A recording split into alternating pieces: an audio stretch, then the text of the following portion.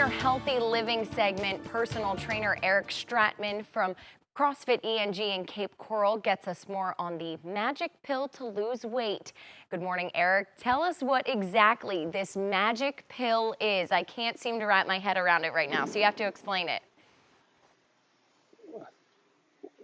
So, good morning to you guys, and yeah, on this blistering winter here in Florida, the magic pill here. You can see we got a bunch of varieties here, but it's exactly what it sounds like. It's just magic. It's all fluff because there's actually not a magic pill, and we decided to dive into this subject because we constantly get that question of what is the magic pill? What is something I could take? What's something I could do to just do better? And really it is, starting off with just basic nutrition, like calories in, calories out. Like if you're eating more calories than you're burning, then you gain weight. And that's really where the magic lies, is that we have complete 100% control because nobody's eating for us, nobody's drinking for us. So it's really consuming what you really just need for the day, not forcing yourself to say, well, I've got to have all these extra calories. And that's, we're going to dive into a little bit more about where we get these extra calories and how we can avoid them to ensure that we're going to be at a healthy weight and really improve our health journey.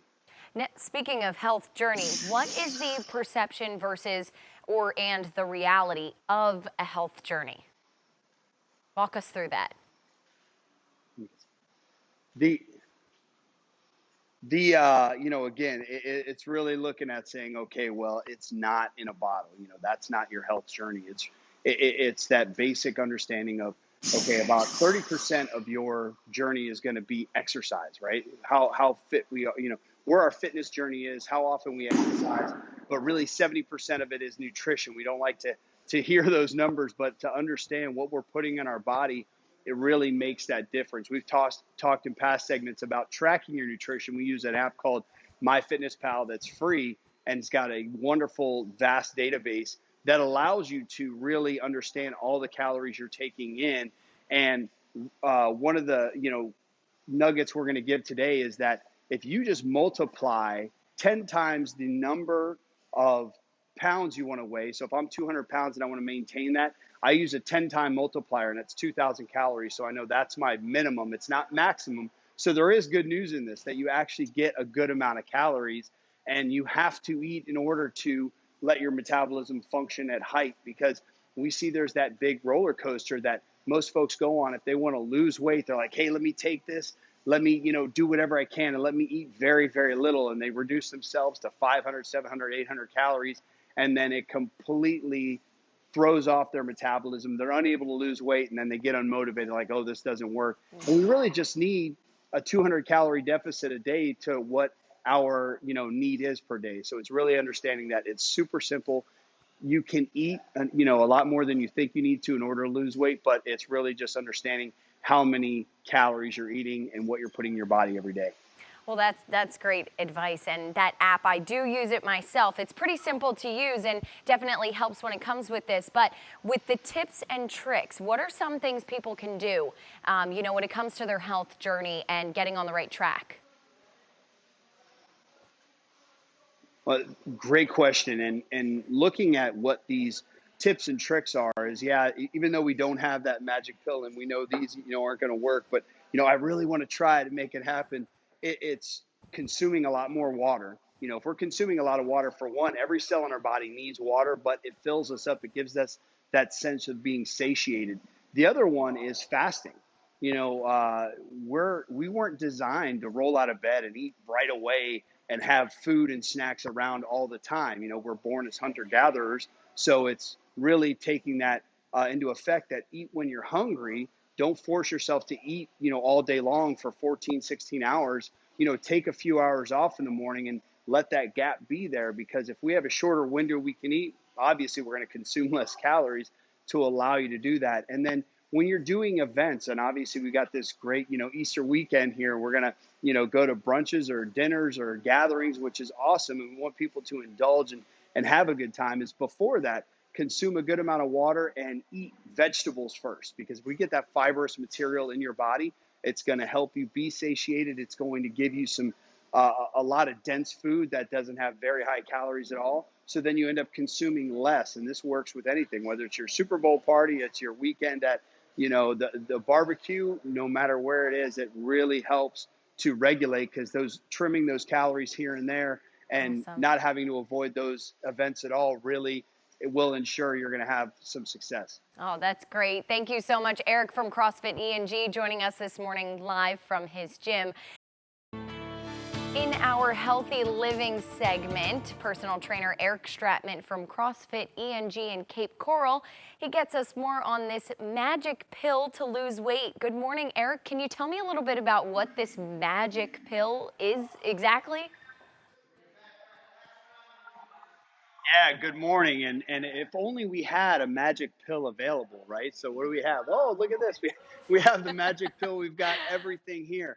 Now we want to look at, like, what is our magic pill, right? Do we have something for maybe fat loss? We got a fat loss pill. Do we have something for maybe energy? Okay, cool. Do we have something to keep us motivated when we're doing it? Do we have something to keep us from eating when we don't want to eat? I mean, this is really the rat race that we go through with the magic pill, right? Because we've got to have all these supplements that we feel like, oh man, if I could take this one thing, I'm going to be able to sustain my weight better. I'm going to be able to lose weight. I'm going to have more energy. But the problem with that is that it doesn't actually go to the root of the problem, because it's really what we're putting in our body that's going to allow us to really attack that body fat that we don't want to have and improve that level of health that we're really striving for. So it's really the decisions we're making each and every day. And speaking of those decisions that we do make each and every day, what is the reality versus the perception of things when it comes to your health journey and getting things started? Yeah, that the perception is it's something very hard, very difficult. It's workouts that we're not able to really perform, or it's diets that we can't go on and maintain. And the reality of it is, it's focusing on getting 1% better. We constantly talk about that here, and it's getting up every day and saying, how can I be 1% better? Okay, I didn't put 5 tablespoons of sugar in my coffee today. Maybe I did 3, or maybe I had it black and that was something different. Or, I'm going to have a small fry with my lunch, or maybe I'm not going to have fast food today. I'm going to prepare my food. So it's these decisions. So that perception is that it's something that is super life altering, and it's got to be something you got to be really uncomfortable with, when really reality is that it's super easy. You just, it's going for a walk each day. It's really paying attention to what you're putting in your body, and are you having enough calories for what your body needs. And that really is the beginning of a healthy lifestyle, and not having to worry about making these huge alterations. Now, sometimes getting started can be a little tricky at first, complicated, maybe a slow start. We did talk about in our first hour the MyFitnessPal app that you mentioned. That's a great tip and trick to use, but what are some other things that people could use to kind of get things started, and maybe an easier way too? Yeah, definitely. Tracking that nutrition is huge, and you said you're a fan of it as well, that you use it, and really making sure that we have a focus on what are we doing each and every day with our nutrition, and that makes the biggest impact on our health. So it's, what are you putting in your body, and focusing on saying, am I having whole foods, one ingredient foods, something that grew and you actually are able to consume it, instead of it being in a box or a can. But huge, and we talked about this in the first hour, consume a lot more water. That's going to be something that every cell in your body needs. But the more water you're drinking, you're going to keep yourself fuller and satiated longer, so you're less apt to snacking. So that's really one of those big tricks, that every time you're ready for a snack, drink a large glass of water first and wait about 5 or 10 minutes, and you're going to see that your snacking is super subsided. And then the other side of it is, when you're in front of the TV, try to only eat at your dining room table, or wherever that is that you and your family eat, because of the fact that we are that society that everything's on the couch, that there's always got to be something there. So our mental trigger is sit on the couch, start eating, instead of going, well, it's only at the table. That's going to make a huge difference in consuming calories and improving your health. Interesting, and calling me out a little bit there, but that's okay. Hey, thank you so much, Eric, for joining us this morning live from CrossFit Eng. We really appreciate it.